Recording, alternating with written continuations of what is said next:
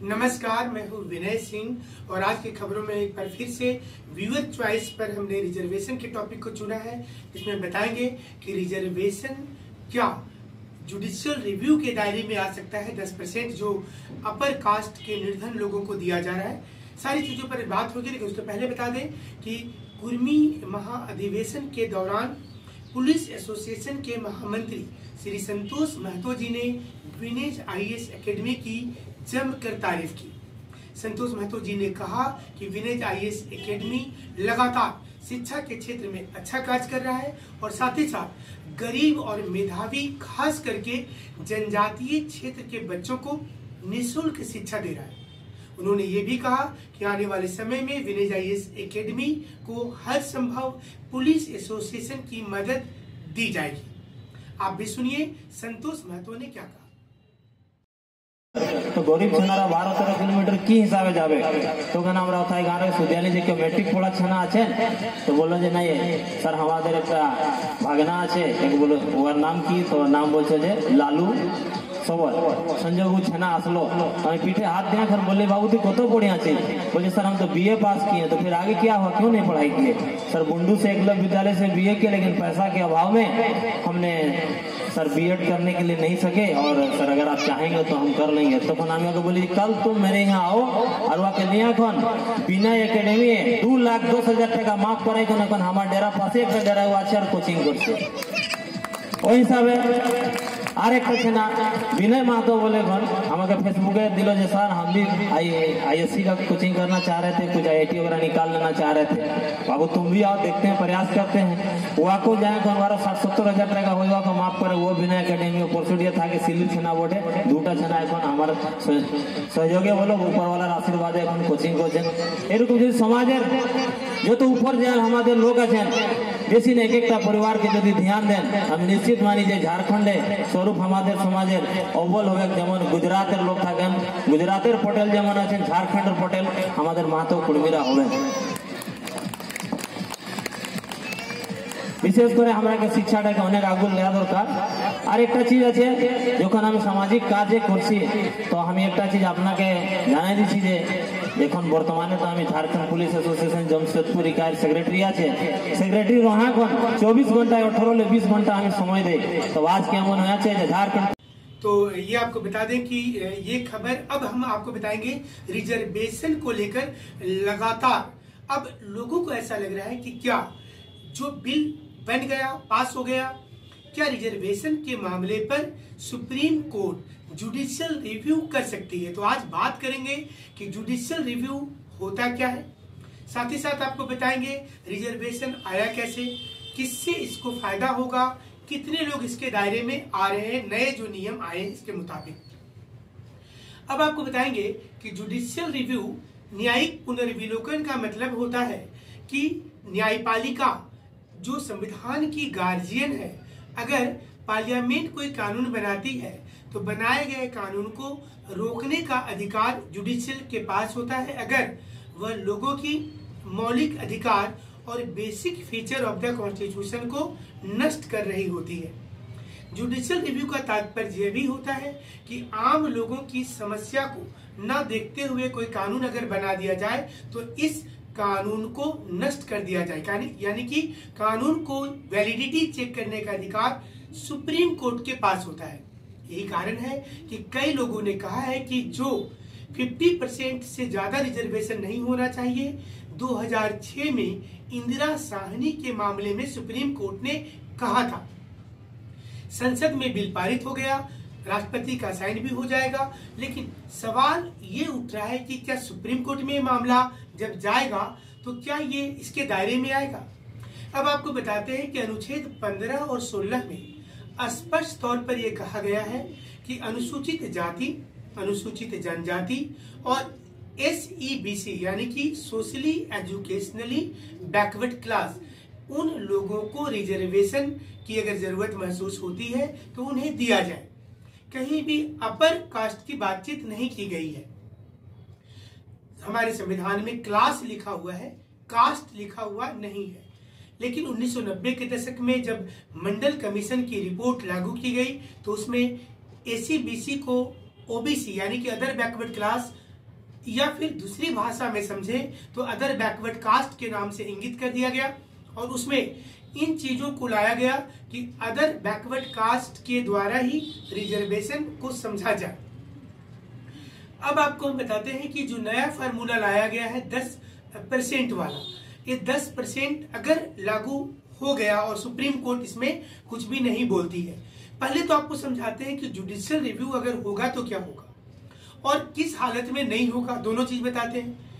संसद जब किसी कानून को पारित करती है, पारित करने के बाद अनुसूची 9 में डाल देती है, जो हमारे संविधान का शेड्यूल 9 है, इसमें अगर किसी चीज को रख दिया जाता है संशोधन करने के माध्यम से, तो सुप्रीम कोर्ट उसमें जुडिशियल रिव्यू नहीं कर सकती है। ये सुप्रीम कोर्ट की ताकत से परे हो जाएगा। केशवानंद भारती बनाम केरल सरकार के केस में 1973 ईस्वी में सबसे पहले सुप्रीम कोर्ट ने मूलभूत ढांचा शब्द का प्रयोग किया था और कई कानून को निरस्त कर दिया था। सुप्रीम कोर्ट ने बताया था कि कोई भी कानून अगर संसद बनाती है तो उसे ये ध्यान रखना होगा कि किसी भी हालत में, किसी भी सूरत में वह आम लोगों के अधिकार का हनन नहीं करे। यही कारण था कि केशवानंद भारती के बाद संसद सोच समझकर कानून बनाने लगी। लेकिन अब सवाल उठता है कि क्या रिजर्वेशन बेसिक फीचर के दायरे में आता है या नहीं आता है। इसके लिए आपको 2006 का इंदिरा साहनी केस को बताना होगा। 2006 में इंदिरा साहनी केस में सुप्रीम कोर्ट ने कहा था कि रिजर्वेशन सही है, उपेक्षित वर्गों के लिए अच्छा है, लेकिन ये भी ध्यान रखना होगा कि टैलेंट का हनन नहीं होना चाहिए और किसी भी सूरत में 50% नहीं होना चाहिए। यही कारण है कि अभी तक जो रिजर्वेशन मिल रहा है लोगों को वह 49.5% तक है, जिसमें 27% का रिजर्वेशन जो है वह अदर बैकवर्ड क्लास के लिए यानी कि ओबीसी के लिए दिया गया है और 22.5% का जो रिजर्वेशन है वह एससी एवं एसटी के लिए है, जिसमें एसटी के लिए 7.5% होता है और शेड्यूल कास्ट के लिए 15% होता है। जब ये 10% का लागू हो गया तो इसके बाद रिजर्वेशन बढ़कर के हो जा रहा है 59.5%। 40.5% अभी भी बचा हुआ सीट होगा जिसमें सभी लोग आएंगे। कई व्यूअर ने हमारे कमेंट बॉक्स में लिख रखा है कि क्या एक बार कोई रिजर्व कैटेगरी में टिक कर देता है तो क्या फिर वह जनरल में काउंट नहीं होगा। कई ऐसे राज्य हैं जहां पर रिजल्ट के समय में परेशानी आई और इसमें देखा गया कि जनरल के कट ऑफ से ओबीसी का कट ऑफ ज्यादा हो जाता है। इसका मूल कारण यह है कि अगर जनरल में ज्यादा बच्चे जो है ओबीसी वाले भी आ जाते हैं और अगर ओबीसी वाले ओबीसी में टिक कर देते हैं तो फिर नए नियमों के मुताबिक उनको जनरल कैटेगरी में काउंट नहीं किया जाएगा। न ही किसी स्टेट में इस फॉर्मूले को लागू किया गया है। अभी जो वर्तमान संदर्भ में जो चीजें चल रही हैं उसमें है कि अगर आप एक बार एससी एसटी कैटेगरी में टिक कर देते हैं फॉर्म भरते समय तो आपको अब एससी एसटी ही समझा जाएगा और आपको जनरल में ट्रीट नहीं किया जाएगा। हालांकि पहले ऐसा होता था कि कोई एससी एसटी कैंडिडेट जो है वो अगर ज्यादा नंबर लाता है तो ऑटोमेटिकली जनरल कैटेगरी में चला जाता था, जो अब नहीं होगा। तो ये जो 10% वाला जो आया है सवर्णों के लिए रिजर्वेशन, ये 124वां अमेंडमेंट है, 124th अमेंडमेंट है और आपको बता दें कि प्राइवेट सेक्टर में भी ये लागू किया जाएगा और जिसमें यूजीसी को निर्देश दिया गया है कि लगभग 10 लाख सीट वो इंक्रीज करे। 2009 में भी जब मंडल कमीशन की रिपोर्ट के बाद बातचीत हुई थी तो 25% सीट सभी हायर स्टडी में, कॉलेज में, प्राइवेट सेक्टर में रिजर्व किया गया था ओबीसी कोटा के लिए। तो जो अभी 10% जो दिया जा रहा है इसमें कितनी जनसंख्या आएगी, सवर्णों के लगभग 93.3% लोग इसमें आ जाएंगे।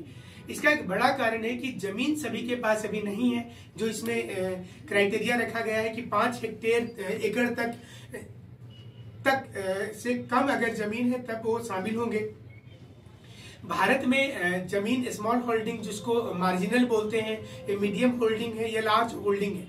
तो भारत की टोटल जनसंख्या जो फार्मर्स की है उसमें अगर देखा जाएगा तो 1 हेक्टेयर वाले जो है वो भारत में 99,858 परिवार है, मतलब 1 लाख से कम, ऑलमोस्ट 1 लाख समझ लीजिए कि 1 लाख फैमिली जो है भारत में वो 99,858 फैमिली जो होंगे वो स्मॉल होल्डिंग में आते हैं, मार्जिनल जिसको बोलते हैं, जिनके पास जमीन 1 हेक्टेयर से कम है, और 1 से 2 हेक्टेयर वाले जो है 25,777 परिवार हैं। और जो लार्ज है इसके लिए हम टोटल की संख्या बता देते हैं, 1,45,727, 1,45,727 ये टोटल है। तो टोटल में से अगर आप मार्जिनल को और मीडियम को माइनस कर दीजिएगा तो लार्ज हेक्टेयर निकल जाएगा भारत में जो साइज है।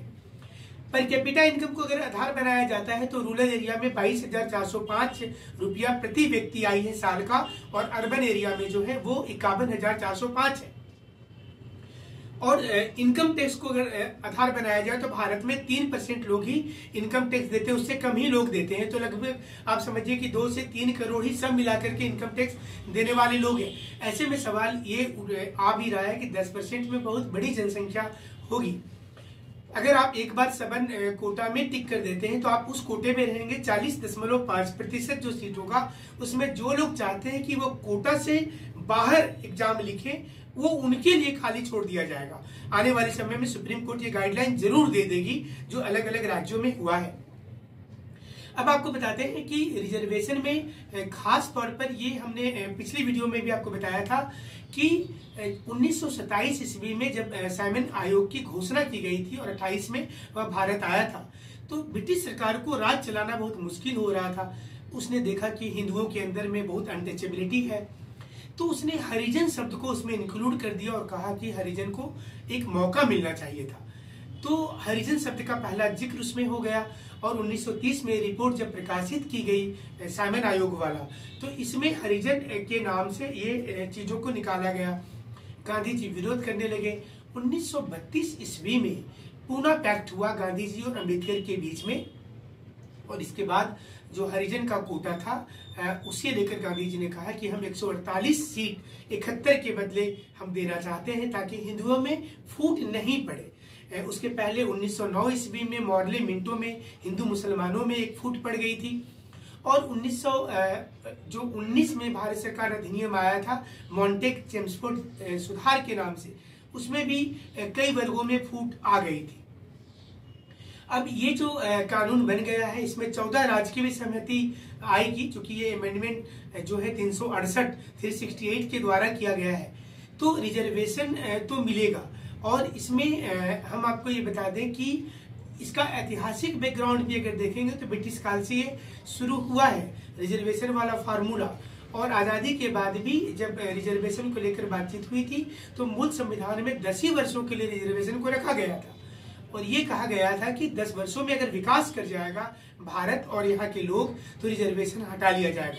अब सवाल उठता है कि क्या रिजर्वेशन को हटाना बहुत मतलब समय रहते क्या भारत में संभव हो पाएगा?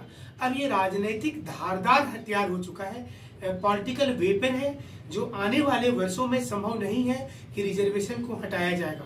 आने वाले समय में ये हो सकता है कि राजनीतिक पार्टियां जो 40.5% अनरिजर्व वाला जो बचेगा उसमें वो डिमांड करेंगे कि अनुसूचित जाति जनजाति को और 10% दिया जाए, ओबीसी को जो अदर बैकवर्ड क्लास है उनको और 10% दिया जाए। आप कई राजनीतिक पार्टी के ऐसी बयान भी देखे होंगे कि जाति आधारित अगर जनगणना कराया जाएगा तो उसके आधार पर रिजर्वेशन देना लाजमी होगा। इसलिए बहुत मुश्किल होगा आने वाले वक्त में इस पूरी चक्रव्यूह को समझना आम लोगों के लिए। तो आपको ये बता दें हम कि भारत में लगभग अभी वर्तमान की अगर जनसंख्या देखेंगे तो 34% 2019 में 34% सवन कास्ट के लोग हैं। सवन मतलब फॉरवर्ड कास्ट जिन्हें कहा जाता है, जो हिंदू में, मुसलमान में, ईसाई और अन्य धर्मों में भी है। इसकी जनसंख्या 34% का है। और दूसरी ओर ओबीसी की अगर बात करते हैं तो उनकी जनसंख्या भी 42 से 43% है भारत में। तो एक फार्मूला निकल करके आ रहा है सामने में, और लगभग 8.8% शेड्यूल ट्राइब के लोग हैं भारत में, और 16.6% जो लोग हैं वो शेड्यूल कास्ट के लोग हैं। इस समय 2019 की हम डेटा को आपको बता रहे हैं। इसमें एक चीज सामने स्पष्ट रूप से आ रहा है कि रिजर्वेशन अगर जाति आधारित हो जाएगा तो आने वाले समय में और भी ज्यादा आंदोलन देखने को आपको मिलेगा। हो सकता है चुनाव में नहीं, अगले जो 5 वर्ष के बाद चुनाव होगा उसमें जाति आधारित होगी। तो ओबीसी की जाति जो है उसमें 27% है जनसंख्या उनकी, 42-43% है, तो वहां इंक्रीजमेंट के लिए डिमांड कर देंगे कि उनको 35 से 40% दिया जाए, और कुछ पॉलिटिकल पार्टी जिसके लिए खड़ी हो जाएगी। फिर फॉरवर्ड वाले आंदोलन शुरू करेंगे।